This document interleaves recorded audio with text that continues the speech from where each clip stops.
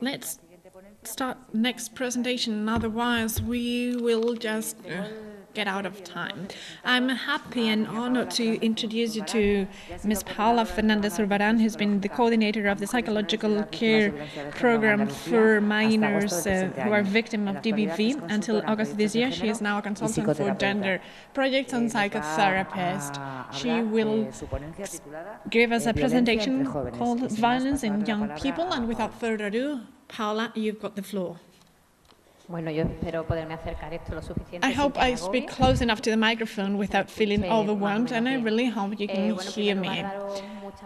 First of all, thank you to all those people who thought of me to be here at this panel today. It is a pleasure being at this interesting forum with interesting people sitting over here and over there. I hope I measure up. I'll do my best. First of all, I would like to mention that I'll be focusing on girls who are victims of GBV, adolescent girls, teenagers, specific profile they have, and what means that we need to work with them to get them out of the violent relationship and recover from that. So what do we need to consider?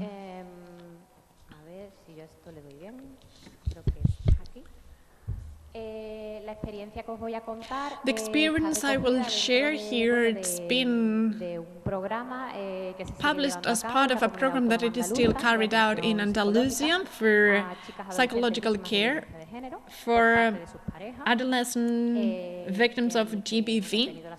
And I have been lucky enough to be part of that program until August this year. And let me summarize here what we found, and that's given us a few clues on how GBV shows in young and teenage population. Throughout 5 years of experience, 5 years to stake in this program, several evolution elements that mediate the intervention we can have with adolescent girls to make sure they can get out or recover from the relationship, both. And let me tell you that as part of the program, we do not only care for those girls who've been victims of extreme violence, but we also take care of those girls that are suffering the early onset of violence and are still in a relationship with her boyfriend. We don't have this criterion where the violent relationship has to be broken up to get psychological care. So, based on our experience, what are the features that can help us help the girl? Naturally, it's age-related. The fact they don't have so many experiences, that they're still building themselves, they are asking themselves so many questions when it comes to their identity. It will change the way we work with them. My colleagues are experts in taking care of victims of GBV, victims that are adults. And so it's a challenge accommodating to teenage girls. Then another element that would change the way we work with them is the fact that they're still not living with their boyfriends. So there are many myths that during coexistence, these problems we have, problems of course, they do not consider violence at all. They will get better. So we are at an advantage because they have not been isolated into a home, coexisting with their abuser, but then there's this myth, when we go and live together, the relationship will change because we will spend as much as we want together, and all our problems will go away. An item that was quite revealing was the influence of peers, peer influence for those girls to break up or keep the relationship with their abuser. Their peer groups justify violence and normalize it, and hence they will not do anything about what they are seeing. And there are other peer groups that are the ones alerting families, highlighting your girl is having too much trouble with her boyfriend. He pushed her and insulted her, and we want you to know what's going on. So working through peer groups is quite interesting. As a matter of fact, in the upcoming campaigns that we will start at the Andalusian Youth Institute, together with the Women's Affairs Institute, revolve about involving peer groups in reporting these kind of situations, not to laugh at the abuser's attacks, and how to support a victim. Another element we've found that is a clear feature of our interventions is the influence of media. Media influence, such as cultural products, movies, literature, TV series, that play a role or influence the relationship both girls and boys understand as natural. They are natural because that's what you see on TV with adolescent references that are the ones that I find attractive. Other adolescent couples in the movies, on TV, show me a fully asymmetrical partnership, and this will have an influence in the continuity of these myths of romantic love. A bit tuned up, as I say, but still the myths are the same as they used to be. So we see girls who lack all experience in relationships. It's not the same when you are 30 and you've had your troubles, or being 15 and this is your first love and you're dating and you've been 5 months together. Naturally, the lack of experience is again playing against that because they have no other model. It's not just they don't have any healthy reference model on the social and the environment, the media, but their private life, they don't have that experience either, or those models either. So, personal characteristics will also change the intervention we can have with teenage girls. Not the same being with a girl who's got a strong character and who's, so to say, so considered by her environment and who is in a relationship with gender-based violence, contrary to a girl that seems a victimized girl in other contexts, typical girl who's been bullied at school because she is not following the beauty standards imposed in society. This was quite a difficulty because the fact that girls sometimes have a strong character or personality, you come to see that violence is visibilized, and we understand it as crossed violence, we professionals, because they reply back to those attempts of domination. And then ICTs, of course, it's paramount, you all know about that. In their lives, this concept of digital identity, I don't know if this will be addressed in the conference, but I guess it's very interesting, and how there is an interaction through social media. It's not just about the use of ICTs by the abuser as another tool to keep being violent, but also how families, to protect their daughters, try to isolate them from the use of ICTs and social media, promoting their isolation that he, the abuser, has tried to promote on the other hand. And then family intervention, this is another pillar. Those girls who have their family support, that have a safe attachment upbringing, have greater odds of better recovering from a violent relationship compared to those who don't have it. Well, this is no news, but it is very important to consider it. The involvement of families will be paramount, and this has been proven in experience. If the family does not come to family group to try and understand what's DBV, why is my daughter behaving like this, and what can we do at home to try and help effectively, these are girls that are much less protected and have more trouble leaving the relationship and recovering from it, and often they meet other boys with whom they start a similar relationship. And we have finding lonely girls.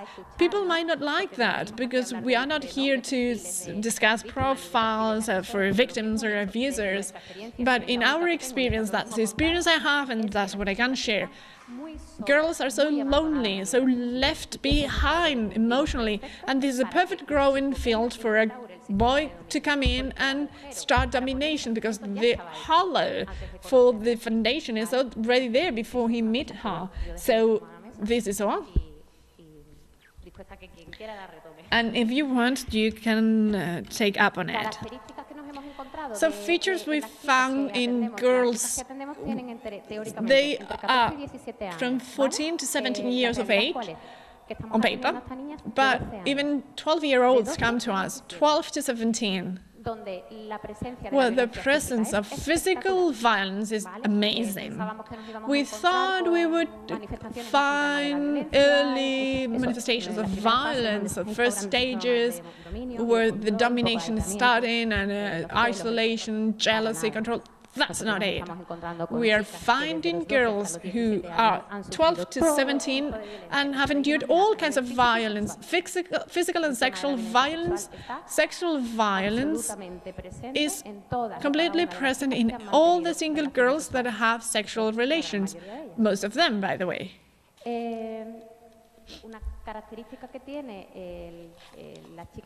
Those girls that come to us and can be replicated, we understand, to other victims is that they suffer violence in public spaces. So many witnesses, because it happens during the break at school or square, movie theater, or at disco or restaurant. They're always witnesses. So that's why peer groups are so important. Many people observe the situation and let the abuser think there is impunity, but we need to put a stop to it as a society and as an adolescent group or a society as well. Violence shows up very early in partnerships from the first days of the relationship. So the system does not happen little by little, but it happens suddenly, it's fast. The violence cycle moves on very fast, and it goes into some kind of a centrifuge. So breakups and reconciliations very common. The typical girl who said, oh, they fight off and break up and come back, that's part of violence cycle. They are younger, and it's easier to break up. This keeps us spinning, and months go by, and she will find it more difficult to break up. But this is an early indicator this is happening. As I said before, sexual violence as an imposition, as an aggression or assault as well. Amazing. I guess Carmen Ruiz-Puyo will mention this tomorrow with a bit more data. You will love that for sure.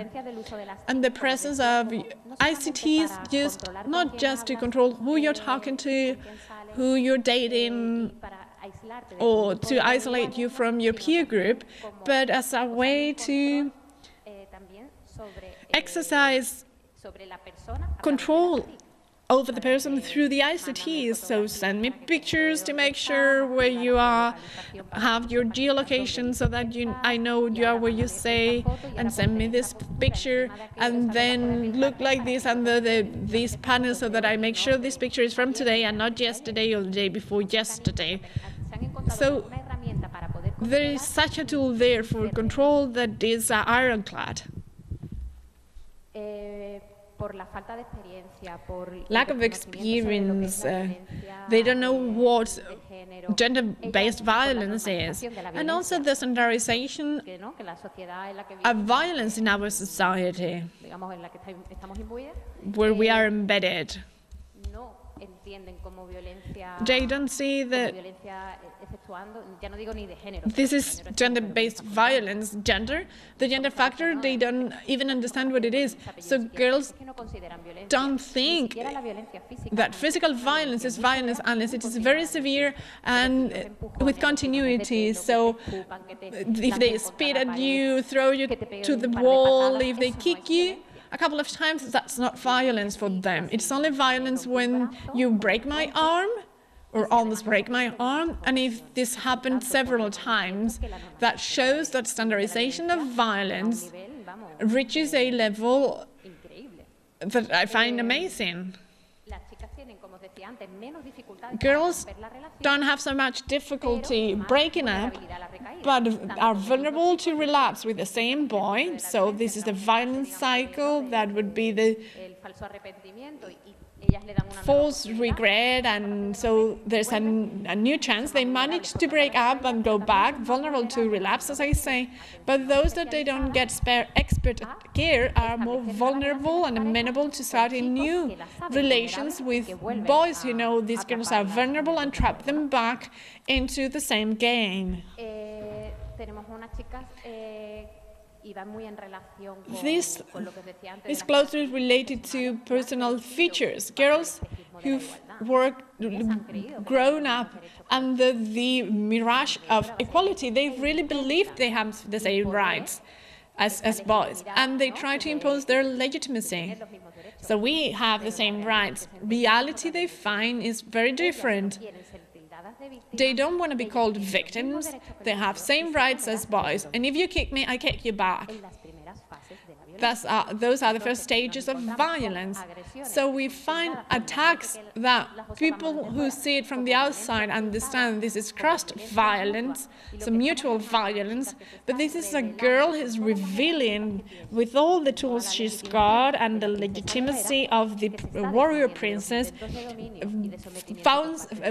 fencing off these attempts of domination.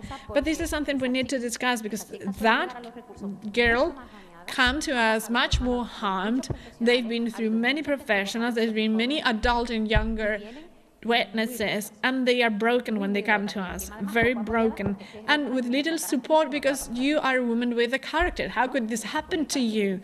Because you've got quite a personality. And those would be the features we found so far, and that show us the reality of, I think, 450 minors, if I'm not mistaken, that we've taken care of in 4 years. Not a large number, and yet if we think of those women who are at risk of being murdered, 450 minors, it's scary, isn't it? And we are lucky to see how those attacks and abuses, well, we got lucky, to say the truth. And when they've been pushed out of a moving car, they didn't crack their head open. So you see, this is the level of violence, amazing level of violence we are discussing. Data on the boys. This is data from the Women's Affairs Institute in Andalusia. We don't have the competence to work with them. The only thing we know about boys, we know it from girls. What we know is, well, this is information which is biased and minimized, because they come to us dearly in love with their boyfriends, and they just want them changed. So the information we have, it should be much more considered much more serious, because they always try to minimize it. So boys are from 3 to 15 years older than the girls. Especially for rural, smaller populations, the age gap or difference is wider.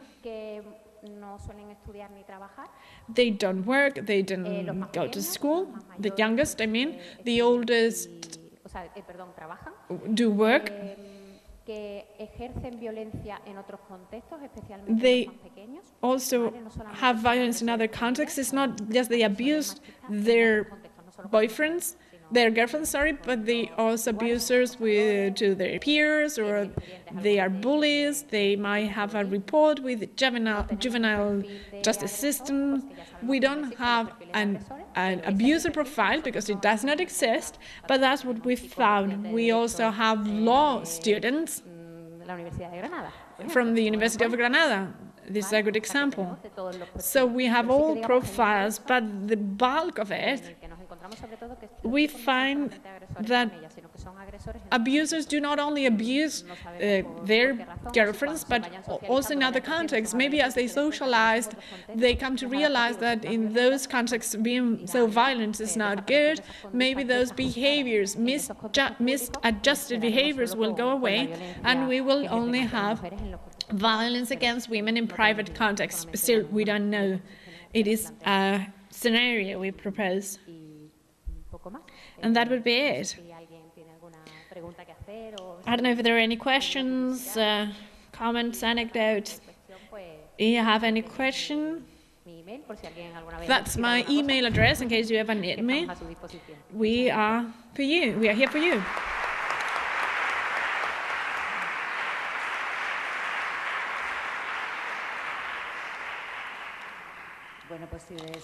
So if you agree, we will have Q&A now.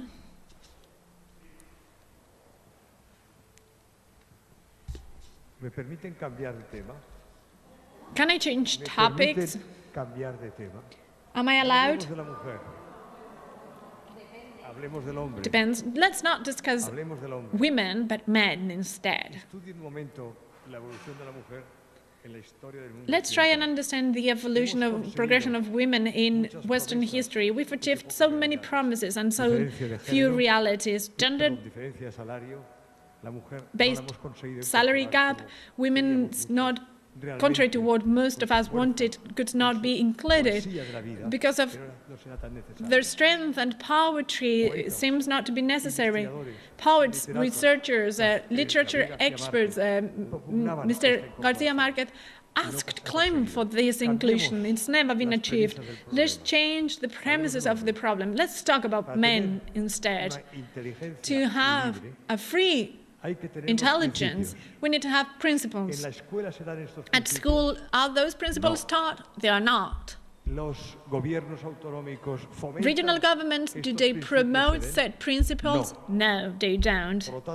So, that boy grows up based on sexist ideas he will try and overcome. What I'm asking here, or requesting here, is to change premises, and it is men.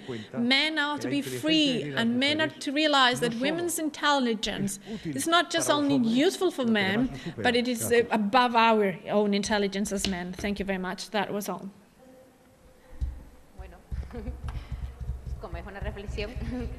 As it's only a comment, I don't think I have anything else to add, but I guess it's interesting that we need to work with male minor abusers. I guess that's paramount. They need to be included in our work. This is something that we've been claiming for some time now. The need to come and think how we can retrain those teenage boys that have such a long emotional life ahead of them, and yet they've already given us several victims within the same therapeutic group affected by this same John Doe. Here you see, we are the victims of John Doe. We have several of them affected by the same voice. So there's nothing we're going to do, really? No retraining? So it's not just co-education that is happening. I'm aware that there are colleagues who are fighting Strand in the field, but once we have the attacker who's 15 years old and is in front of us, what do we do with him?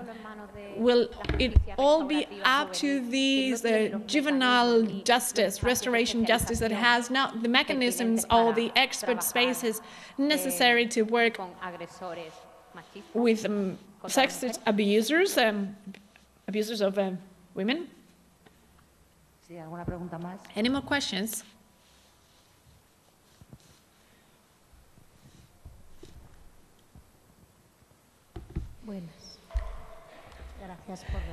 Good evening. Thank you very much for your presentation. You said several times you were naturally focusing on your own experience and personal work. So we are screening, so to say, a group of people, right? I cannot hear you, sorry. Shall I repeat it? As this is your personal experience, you're working with a group of people, given people. So it covers part of the population. I'm saying so. Well, naturally, it's all about screening any given work or job. But you highlighted girls were lonely, left aside, much more than we could have thought. And so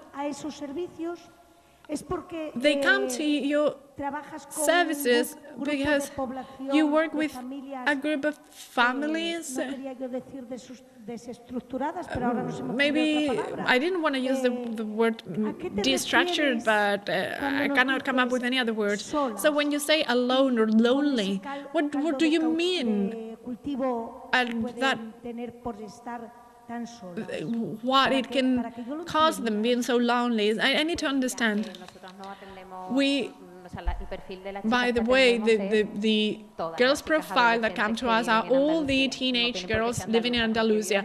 They don't need to be born in Andalusia, just if they live in Andalusia is enough, from 12 to 17 years of age, regardless of their social, financial level or family's level.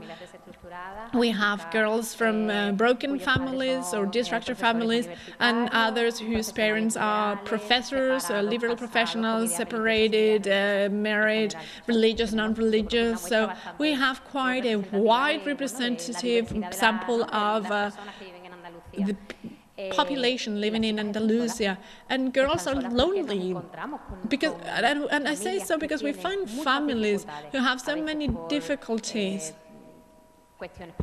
because of personal matters, because they don't know how to give love in any other way, because of their own personal story. And often they have difficulties because there are many other conditioning factors around them that will not allow them to use time for their kids, boys and girls, in an effective way.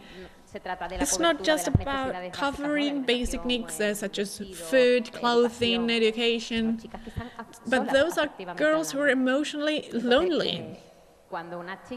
So if a girl finds herself lonely in family terms, so isolated from the caregivers, father, mother, grandparents, whoever they are, when they find themselves lonely, for romantic love gives them hope towards companionship.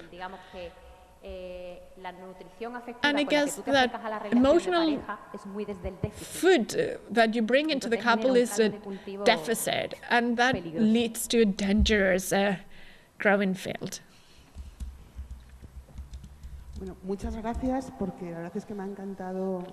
Thank you very much. I really loved your presentation and the service you explained.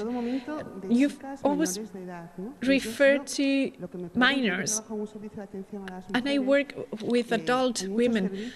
There are many services working with minors, and yet this approach, they don't have it.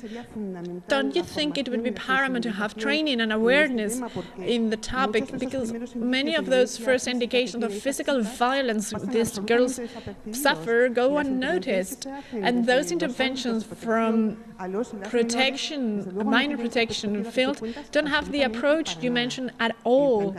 The approach is so very different. I work in a small city council, and often with the services that work for social services, you see how these girls that have the first relationship understand it as a success, relations that I find concerning most of the time. So we have different glasses to look at it, so to say. Don't you think it would be paramount that all minor services, child protective services, should be trained well enough for GBV and equality as well? I work with adult women in my service. We get more adult women, and when I see a girl, a younger girl, sometimes minor or just very young, it's very difficult for me to see how I can have an intervention, because sometimes the cry for help comes from family, and especially friends and female friends. Don't you think we should start from the beginning with all the professionals in this field? And thank you very much, because I really loved your intervention or presentation. Yes, I fully agree.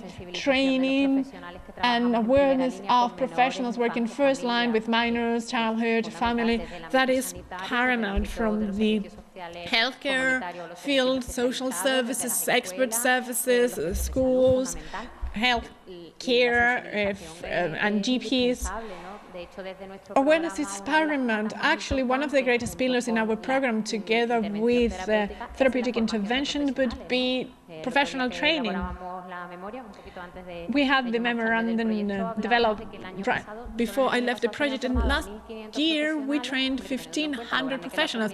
And yes, of course, Andalusia is very large, so this figure is not very large, and so not many, but they had 4-hour training on what GBV is, how it shows with adolescents, and how to have early detection, what it looks like at first. So this is quite an effort. And what we do know is that when the training happens, the level of detection from all services grows up exponentially. So girls come to us, luckily not so very much harmed or damaged, because we haven't waited for a great deal of violence before they came to us, or before we realized it was happening. And it's not just detection, but also how we accompany her in this process of coming closer to expert services. We realized they were people, colleagues who were trained, and yet they didn't know, during an interview, a motivational interview, they didn't know how to guide the girls to use the resource. And the piece of advice is saying, you're so beautiful, you're so cute, how do you allow him to do this? How? From that approach, girls will not do a thing. They will not accept therapeutic intervention. That has to be motivated, otherwise it's pointless. So it's not just training, but also knowing how to conduct a motivational interview and accompany girls and their families in this process that it's same as living a drug. It is living a relationship. So yes, I fully agree.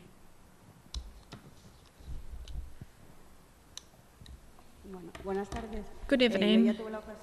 I had a chance to listen to you a couple of times already, and what I find is very interesting is the way you work with girls, how you approach them, and somehow, not directly, but trying to tell them that their relationship will get better.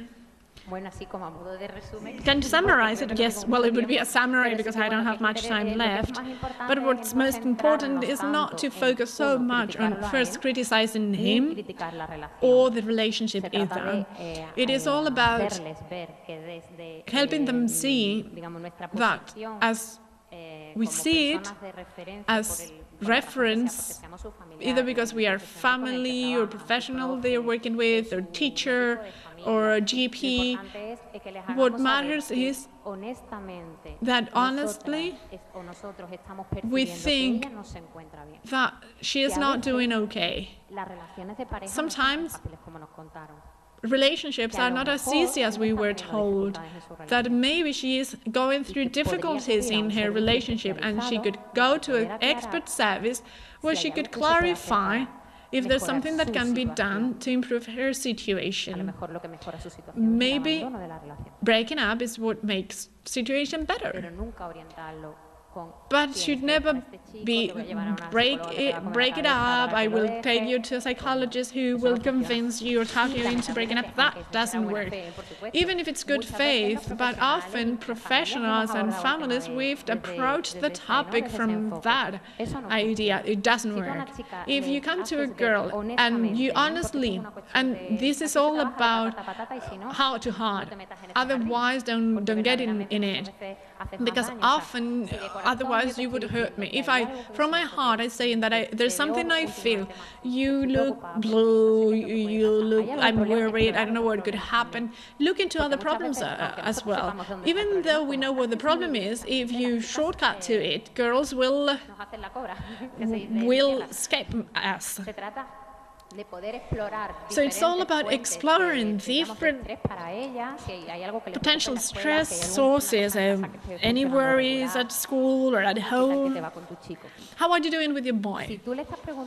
If you ask everything else, and if you ask because she doesn't look that good, she will cry, but you need to be ready to help her in her cry and have a effective company. Maybe it's a bit difficult, it's complicated, sometimes it's normal because no one teaches us what being a couple is, but there is an expert service where they can help you out. Maybe there's something you can do to feel better, to do better in such situation. They don't refuse.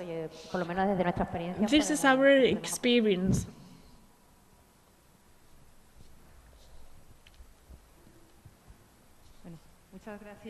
Thank you very much. I really liked your presentation, very interesting. Yet I understood, first, when we say sexist violence, and this is one of its expressions, we always talk about women. Teaching women how to spot a toxic relationship, but what are we saying to boys? That would be first question. Second, we see how in those families where we didn't expect it because girls are lonely emotionally, and yet there is violence, partnership, in the intimate partnership, or partner violence. So it's something beyond family. Maybe it's all about culture, the media, the roles that are being conveyed. Because talking only about family and what's going on in the family, we socialize outside the family. There are many more things that have an impact. And so that's it. Why is the message always for women? And we come short, and so we need to teach women that we should not be attacked. Why don't we teach boys that they should not attack on us? As for working with boys, I've said it. My stance is quite clear. And no matter who doesn't like it, we cannot leave them aside. This re-education of abusers at prison didn't work, but doesn't mean that we cannot work with adolescents who are building their identity as adults. They cannot be left behind. Again, I repeat this message. We need to have institutional response on the topic, on the matter. I guess, and I understand, we need to claim those. And I'm well aware, because I know there are people working in the field with boys, small private initiatives organized by minor associations, because all associations working with minors have minor abusers amongst their users. That's the reality of associations working with minors and young people.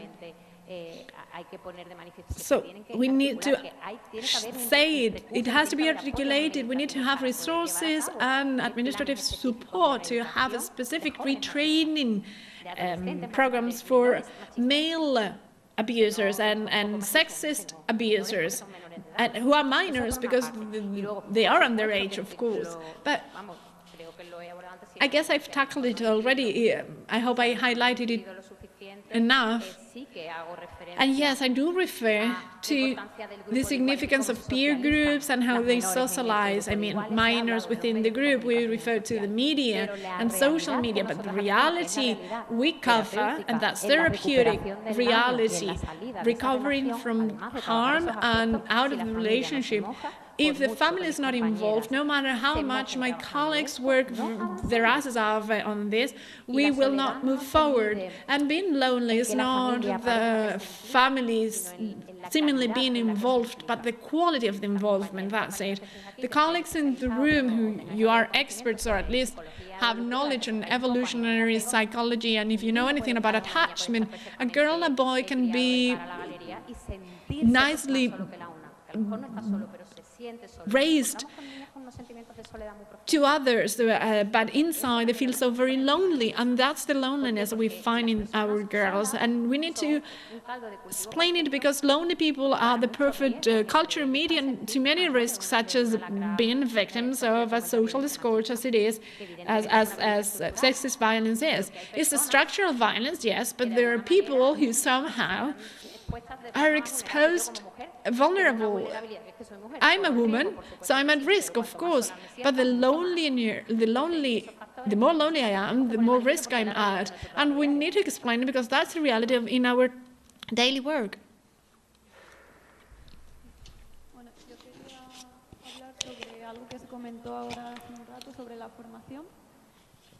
You mentioned training, yeah? And I refer to the lack of training for primary teachers, kindergarten teachers, pedagogy teachers. There, in all those degrees, we see a lack when it comes to equity, equality, and how to deal with all kinds of GBV, transgender violence, violence against homosexual people. This is never touched upon throughout the degree. So when they come to work, those teachers, it's only natural that they will not know how to work on equality or violence. I find it's obvious. I'm now conducting a study, so in the University of Granada, where I study, there is in the degree a mandatory subject on equality and feminism, so that people understand that feminism is a solution and not just another problem to this problem of GBV, and to work for equality for men and women since we are kids. Gender identity starts when we are 3, so we need to start when we are in kindergarten. And then my questions are, first, I would like to know what happens when girls are 18. When they turn 18, how do you refer their case somewhere? We keep working with them. Girls, when they come into our program, because of Therapeutic Alliance and because the referral therapist knows who the former partner is and the previous partner and the new partner and the family, we understand it is not time to move her to other programs where adult women are covered. At least in Andalusia, they are treated as a group, but we can offer individual and group care on a permanent basis. So they came to us when they were very young, and we are allowed to keep caring for them even when they become of age. And we look the other way, and no one knows a thing about it. Final question, last question. I had one myself. I wanted to know whether you also work with girls' families. Yes, we have group interventions with victims' families, even if they've come of age, whether they are in a relationship or not, if they've been a year since they came to us, our doors are always open. Otherwise, we cannot care for families at all times. Thank you very much for your presentation.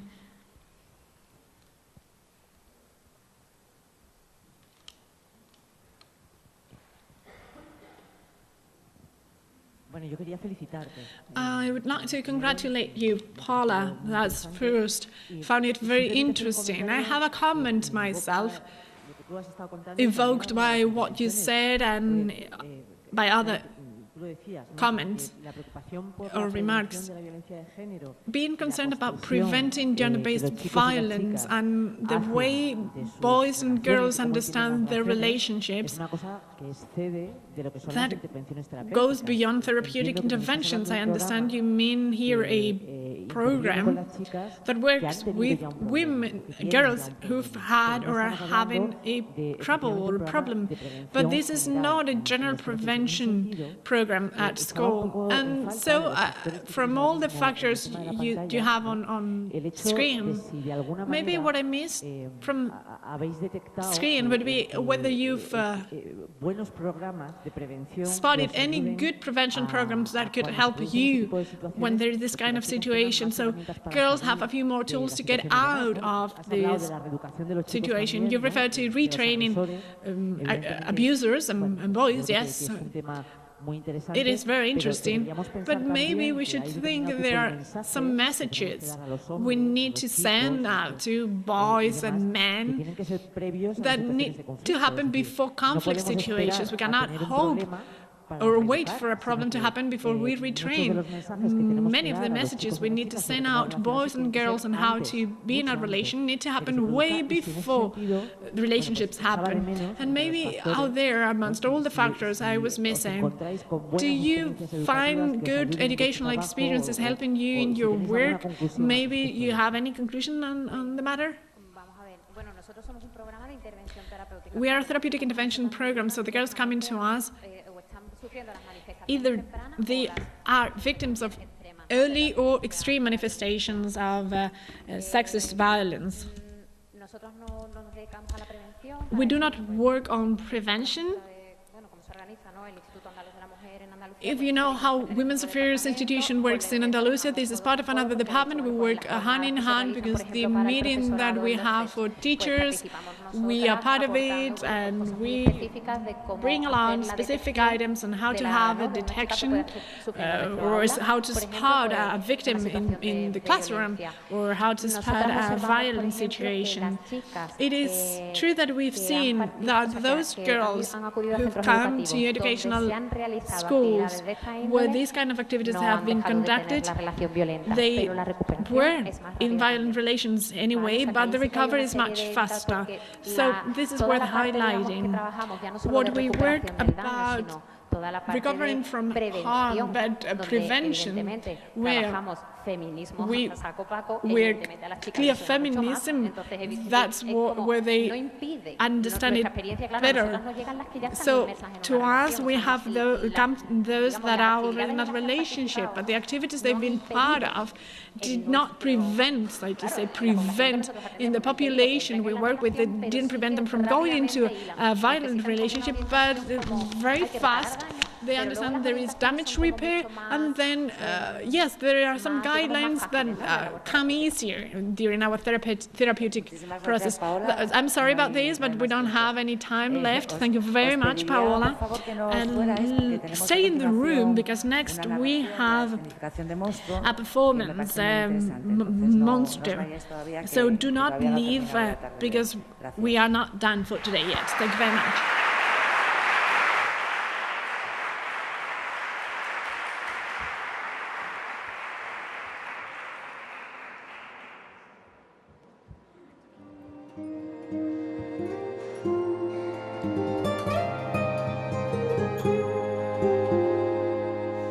Thank you.